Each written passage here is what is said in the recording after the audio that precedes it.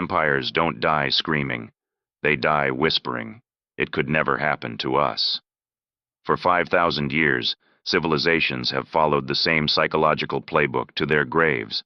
By 2025, we'll either rewrite it or become its final chapter.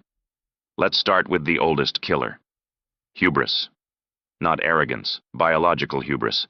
A literal rewiring of the human brain. Take Emperor Caligula.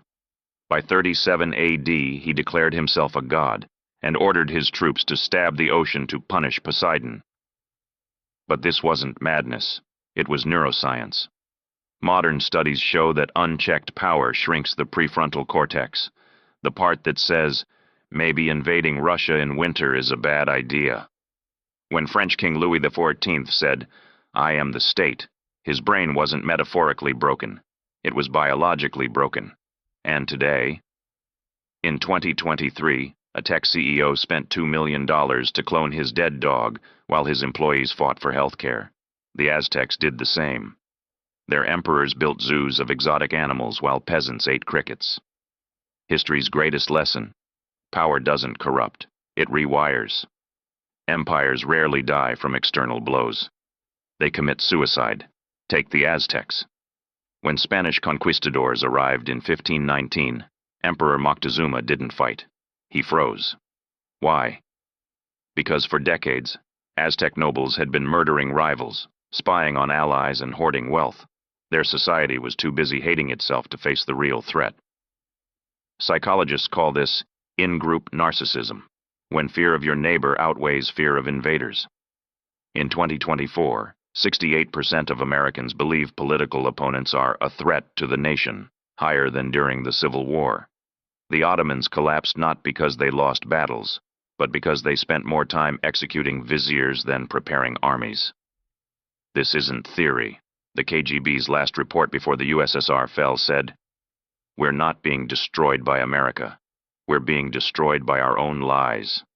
Sound familiar? The Spanish Empire dug enough gold to build a bridge from Madrid to New York and still went bankrupt. Why? Because their brains, our brains, are wired for addiction, not to substances but to now. Neuroscientists found that short-term rewards trigger the same dopamine surge as cocaine. The Maya civilization knew this. During their 9th century collapse, nobles kept building bigger temples instead of storing food. Today, we're burning the Amazon for quarterly profits while AI could erase 40% of jobs by 2025. The Romans had a solution. Senators were forced to publicly debate long-term consequences. One law required them to stand in the forum for 24 hours before voting on war. Today, politicians tweet policy at 3 a.m., while algorithms profit from outrage. We've turned governance into a slot machine. Here's the good news. We're the first civilization that sees the doom loop. The Maya didn't have climate satellites. Rome didn't have AI predicting riots. But knowledge isn't power. Action is. So here's your choice. Be the citizen who scrolls past this video, or the citizen who demands leaders pass long-term laws like the Romans, who votes for unity over division, who sees 2025 not as an expiration date, but a reset button. This coin's been tossed for millennia, but you're holding it now. Smash that like button if you'll be the generation that breaks the cycle. Comment, "Reset" if you're ready. And subscribe, because in 365 days, I'll revisit this video, and we'll see if humanity chose wisely. The oldest empires lasted 500 years. You have 365 days. What will you do?